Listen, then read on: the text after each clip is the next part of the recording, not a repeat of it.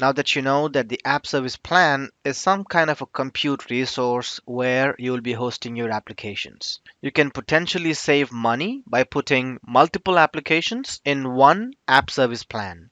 You can continue to add applications to an existing plan as well. But keep in mind that all of these applications will be consuming resource on the same app service plan. That just means that overloading an app service plan will cause potential downtime for your new and existing applications. An application is resource intensive. So if there are lots of users and lots of connectors to that application, it will spike up the CPU and memory on that app service plan and may cause potential downtime to other applications. For that purpose, let's go ahead and understand the pricing tiers we have in the app service plan. So you got multiple tiers here. You got free, shared, basic, standard, premium, and isolated. As a matter of fact, let's go ahead and run this on the Azure subscription, create an app service, and then see how the pricing tier looks like. I'm currently logged into the Azure App Services. I'll click on this button which says Create App Service and walk you through the options to create a web app. And parallelly, while we do that, we'll take a look at the various pricing tiers we have. All right, so I'll select my subscription, select my resource group, let's say sales, and type my web app name. Make sure that the web app name is unique and nobody else in the world should have used the app name. So I'll call it as, let's say, creative app or something. And when I hit tab, it's going to automatically complete and do that checking for me. So if you got a green checkbox, we are ready to go. Okay, so now you're ready to publish your web application either as a runtime stack or as a Docker container as well. We'll learn more about containers and virtual machines and differences between them, Kubernetes, in the upcoming lessons in this module.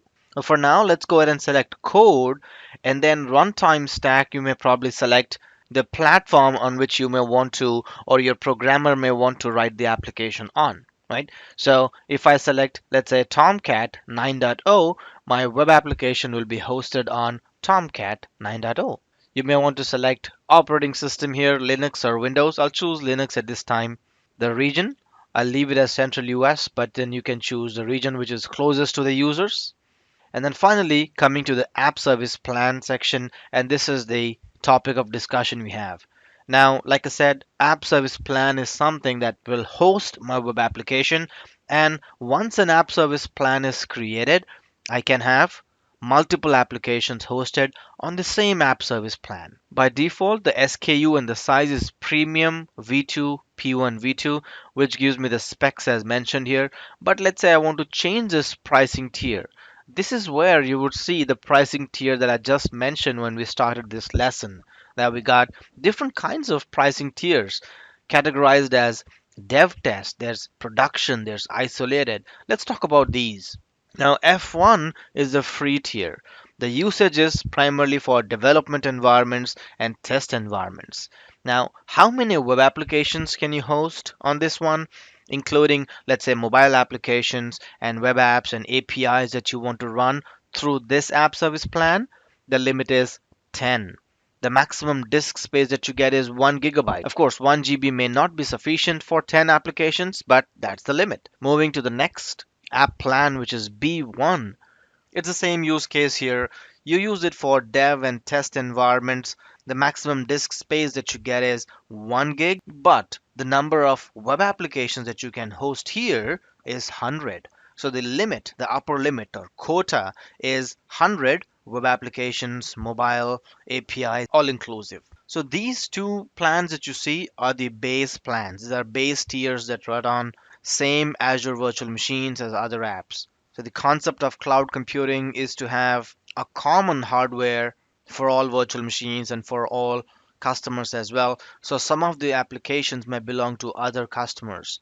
These tiers are intended to be used only for development and testing purposes. And that's why there is no SLA provided for free and shared service plans. So the F here stands for free and B stands for basic. Again, both of them are for dev and test environments. Let's move on to production workloads. Now these are designed for running production workloads. So the pricing is based on the size and number of instances that you run. You get built-in network load balancing support, which automatically distributes traffic across instances. So I would like you to go ahead and check these options like P1 v2, P2 v2, etc. And as you toggle around these, the options underneath will also change. So you may also want to check it additional options. For example, S1, S2, and S3. S stands for standard and P stands for premium. When we talk about premium service plans, these are designed to provide enhanced performance for production applications. These premium plans have faster processors, SSD storage, and they have lots of memory ratio as compared to the standard ones. These premium plans also support higher scale via increased instance count while still providing all the advanced capabilities found in the standard plan. So that is standard and premium. Let's move on to the isolated section. So wherever you see I1, I2, and I3, they just mean isolated. What does that mean?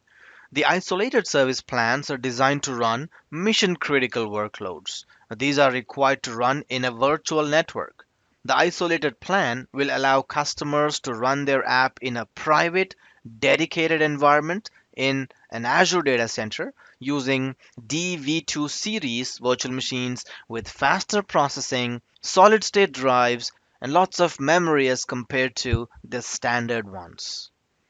The private environment used with an isolated plan is also called as app service environment.